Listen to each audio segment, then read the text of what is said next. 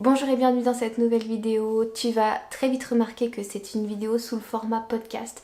Tout simplement parce que je n'ai pas le temps de te faire une vidéo plus montée que ça. Donc je te laisse t'installer confortablement, prendre le temps peut-être d'un petit thé, d'une petite boisson chaude, d'un plaid sur toi. Et on va juste papoter ensemble de comment tenir tes objectifs de cette fin d'année. Quelles sont mes astuces, quelles sont les choses que j'ai pu rencontrer, qui me posent problème ou qui m'ont posé problème et comment je les ai réglées. Bref, on va prendre le temps de discuter toutes les deux. Comme d'habitude, je pense que la chose la plus importante quand tu veux repartir sur un espace neuf, c'est quand même avant tout de faire un petit point. On est plus de la moitié de l'année maintenant.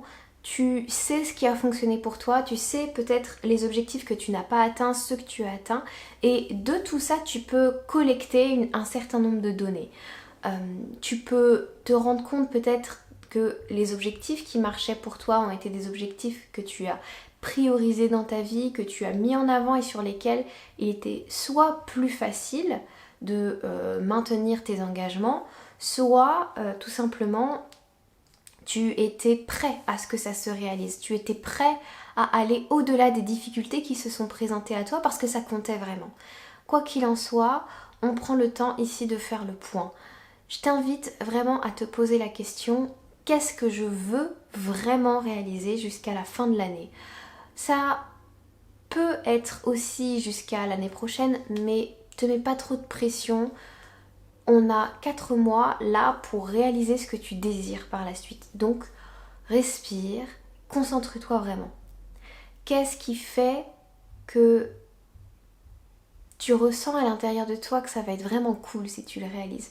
Ça va être vraiment chouette et ça te tient à cœur. Qu'est-ce qui te tient à cœur? Et ensuite, pose-toi la question, pourquoi je ne l'ai pas déjà réalisé? Alors, ça peut être une question, j'avais d'autres projets avant que je tenais davantage à réaliser et j'avais peut-être pas l'occasion, pas le temps, nanana. Toutes ces objections-là, fais le tri aussi. Parce qu'il y a des objections que notre cerveau nous donne tout le temps. Notre cerveau, quel que soit le domaine, va trouver des excuses, entre guillemets, pour ne pas bouger, pour ne pas sortir de ses habitudes, pour ne pas faire d'efforts. Et ces 3 excuses, c'est le temps, l'énergie et l'argent. Si tu sens qu'il y a dans tes excuses, ou en tout cas dans les raisons pour lesquelles tu n'as pas encore réalisé ton projet, si tu sens qu'il y a ce type d'excuses-là, ce genre de choses, remets-toi un tout petit peu en question et demande-toi honnêtement pourquoi tu l'as pas fait. Est-ce que tu t'en sentais pas capable? Est-ce que tu avais peur de quelque chose? Tout ça, ce sont des questions qui sont hyper importantes. Demande-toi aussi ce dont tu as peur, dans le sens où si ça se réalise, ce projet-là, si ton objectif est atteint, de quoi tu aurais peur qu'il arrive? Parce que la plupart du temps, on se dit, tiens, mon objectif, j'ai envie que ce soit ça parce que ça va m'apporter ceci, ça va être génial, je vais ressentir telle émotion positive. Mais on se pose jamais la question, qu'est-ce qui me retient de réaliser ce projet? Qu'est-ce qui me fait peur dans la réalisation de ce projet? Et quelle que soit la réponse ici, tu vas commencer à voir du coup quelle partie de toi est en train de te dire on va plutôt mettre nos billes sur ce projet-là ou on va plutôt passer du temps sur notre téléphone plutôt que de faire les actions et de faire les projets, de mener à bien les projets qui sont importants pour nous. Donc je t'invite vraiment à prendre ce temps pour toi, à te poser cette question, elle est hyper importante. Par exemple, je sais que moi j'avais des peurs par rapport à mes objectifs de chiffre d'affaires qui sont de l'ordre de j'ai peur que si j'arrive à un certain chiffre d'affaires, ça me demande de gérer un peu mieux ou encore plus mon administration et je me sens pas compétente dans ça et j'ai peur de ça et j'ai peur de travailler peut-être avec un comptable et en fait j'ai vu toutes les excuses que mon mental se donnait de ne pas vouloir avoir ça.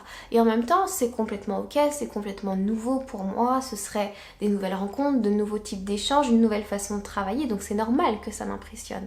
Mais est-ce que je veux laisser cette peur-là m'entraver à ce point-là? La réponse pour moi c'était non parce que de toute façon, je sais que je vais apprendre. Je sais que j'ai d'autres personnes qui ont déjà fait ça avant moi, je suis bien entourée et il n'y a aucune raison que travailler avec un comptable par exemple se passe mal. J'ai voulu montrer ça à mon cerveau pour m'aider. Autre exemple, peut-être que tu vas te dire mais si j'atteins un tel niveau de réussite, par exemple dans un sport, par exemple dans une relation, est-ce que je vais pas susciter de la jalousie? Parfois on a ces choses-là qui nous retiennent, on a peur de susciter de la jalousie, des critiques, de se sentir seul parce que autour de nous, nous on évolue et peut-être pas forcément les gens autour de nous et on a des jugements par rapport à ça, on a peur de finir seul dans cette réussite. Tout ça, ce sont des choses qu'il nous faut observer pour pouvoir ensuite, petit à petit, avec un travail intérieur, se rappeler que là, ce sont des projections catastrophes de notre cerveau. Que ça n'est pas forcément ce qui va arriver dans notre vie et qu'au contraire, on a la possibilité d'expérimenter quelque chose de beaucoup plus joyeux et beaucoup plus léger par rapport à ça si on se donne le droit de croire que ça va se passer autrement. Si on se donne le droit aussi de croire que même si ça arrivait, on aurait les ressources et les capacités pour dépasser ces difficultés-là. Et que dans tous les cas, on apprendrait quelque chose.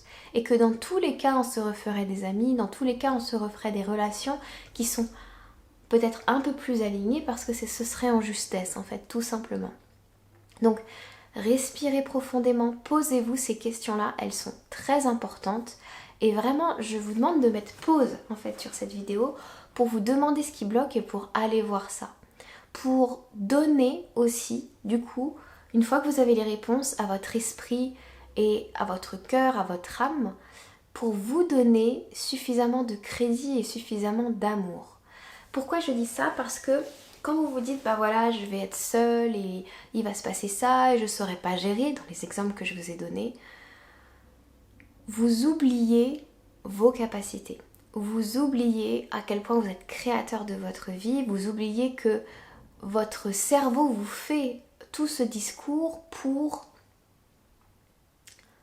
vous protéger parce qu'il croit, lui, en tant que cerveau, en tant qu'esprit qui fonctionne depuis des expériences passées et pas depuis la conscience que plein d'autres choses peuvent arriver. Il fonctionne depuis ce truc-là et du coup vous vous protégez en permanence d'expérimenter la vie un peu plus, d'expérimenter un peu plus vos capacités, de grandir un peu plus dans qui vous êtes. Ça fait partie de l'expérience, mais petit à petit, il vous faut dépasser ça pour atteindre vos objectifs. Voilà ce que je voulais dire pour la partie faire le point. Ensuite, il me semble très important de commencer à observer comment vous fonctionnez. Vous allez peut-être vous dire mais je n'arrive pas à garder ma motivation pendant longtemps, je n'arrive pas à rester disciplinée. Il y a toujours un moment où il se passe quelque chose qui fait que je n'arrive plus à bouger de mon lit, ou alors je fais les choses en n'étant pas heureuse de les faire et je me force et c'est horrible et j'en tire aucun plaisir et aucune joie. Ça, c'est lié à peut-être pour l'instant une mauvaise connaissance encore de vos fonctionnements et notamment de votre système nerveux. Tout comme votre mental, votre système nerveux veut peut-être à un certain degré vous protéger de la nouveauté, de ces nouvelles expériences et du fait que si ça se réalise, il pourrait se passer des choses que votre mental et que votre corps ne maîtrise pas. Donc votre corps peut vous placer dans des états soit de grande fatigue ou comme si vous étiez paralysé, tout d'un coup vous ne pouvez plus sortir de votre lit, vous n'avez plus envie de rien, vous êtes comme déprimé, ça ne va plus du tout et vous vous réfugiez dans un temps incalculable à scroller votre téléphone. Soit vous allez forcer le destin, forcer les choses, travailler comme un forcené jusqu'à ne plus avoir d'énergie, donc jusqu'à tomber dans une forme de burnout.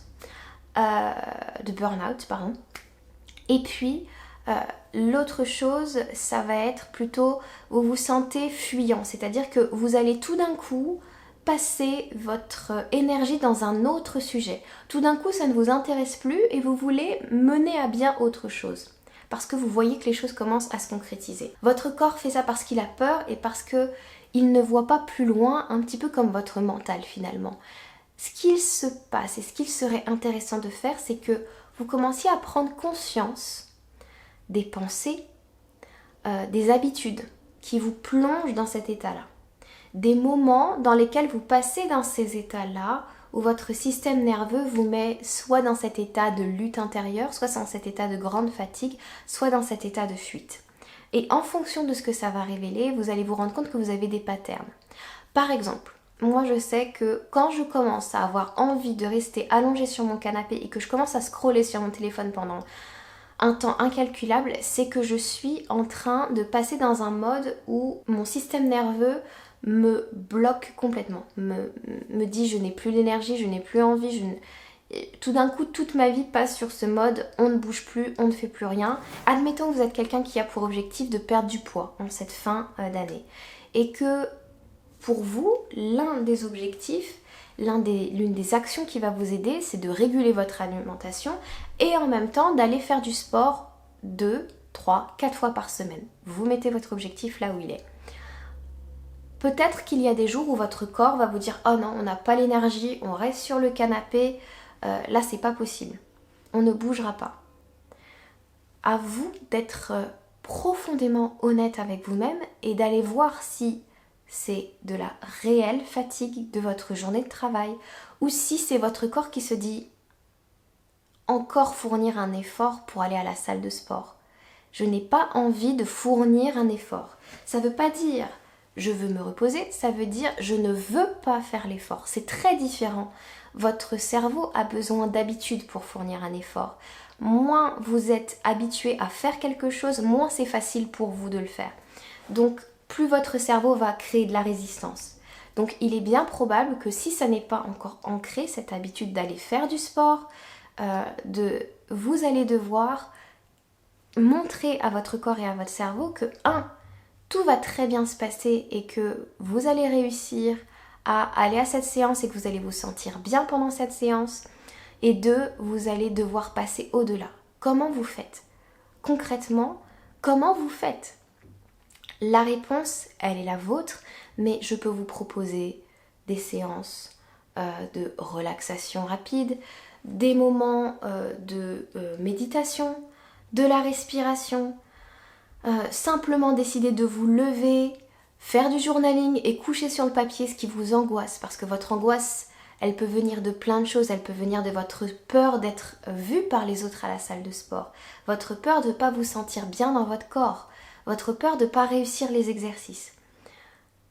Vous avez, entre guillemets, l'obligation à ce moment-là, si vous voulez atteindre vos objectifs, de reprendre le contrôle sur le discours mental que vous vous faites, sur les émotions que vous ressentez. Et donc, d'une certaine façon, à devenir votre propre parent dans la façon dont vous allez vous gérer. C'est-à-dire, entre guillemets, accepter que votre corps est dans cette phase, reconnaître qu'il est dans cette phase, l'aider. Alors ça peut être en fonction de votre niveau d'anxiété, la respiration, écrire, coucher sur le papier ce qui vous angoisse et ensuite repartir du bon pied. Vous allez prendre le temps de vous dire, voilà, j'étais angoissée pour telle chose, comment je peux faire pour que cette séance, elle soit absolument géniale et que j'y prenne du plaisir? Comment je peux faire pour me sentir bien dans mes baskets? Eh bien peut-être aller choisir la meilleure tenue, celle qui vous fait vous sentir bien pour aller à la salle. C'est tout bête, mais en tout cas chez moi ça marche. Peut-être juste vous souvenir que quand vous êtes à la salle de sport, tout le monde est concentré sur ses propres objectifs et personne ne vous regarde. Moi, ce que je vous propose pour vous aider à reprogrammer votre cerveau dans ces cas-là, suivez des personnes qui vous inspirent, suivez des gens qui vont vous apprendre des choses sur le domaine sur lequel vous voulez réussir à atteindre vos objectifs. Donc, suivez des personnes, des podcasts, des contenus qui vont vous aider à développer vos connaissances et à vous rassurer sur ce que vous êtes en train de faire et à développer un état d'esprit positif. Ça peut être mon podcast, ça peut être le podcast de plein d'autres personnes, il y en a tellement en français, en anglais, vous avez énormément de ressources. De la même manière, je vous redonne un autre exemple. Si vous ressentez que vous avez de la peur de vous montrer dans vos réseaux sociaux, vous avez envie, comme moi, d'avoir une chaîne YouTube, vous voulez vous montrer, mais vous avez de l'angoisse. Vous avez de l'angoisse quand vous tournez votre vidéo, vous avez de l'angoisse quand vous la montez, vous avez de l'anxiété que les gens vous voient, que vos amis parlent de ça, que vos parents critiquent, là encore, respirez. Là encore, prenez le temps dans votre quotidien peut-être de faire des exercices pour vous permettre de vous apaiser. Peut-être du yoga, peut-être d'aller justement à la salle de sport pour vider un peu tout ça. Peut-être d'aller courir, peut-être de danser, de chanter. On s'en fout de la technique tant que c'est une technique qui vous fait plaisir et qui vous aide à ressentir tout d'un coup que les battements du cœur s'apaisent, que le corps est beaucoup plus enclin à vous aider à participer à cet élan-là. Tant que ça vous aide aussi à reprogrammer les pensées que votre cerveau vous envoie pour ne pas le faire, comme je le disais en première partie. Sachez en tout cas que si vous voulez commencer à faire des vidéos ou si vous voulez réussir, quel que soit l'objectif, la peur ne peut pas vous arrêter. Souvenez-vous de ça. La peur, c'est une émotion.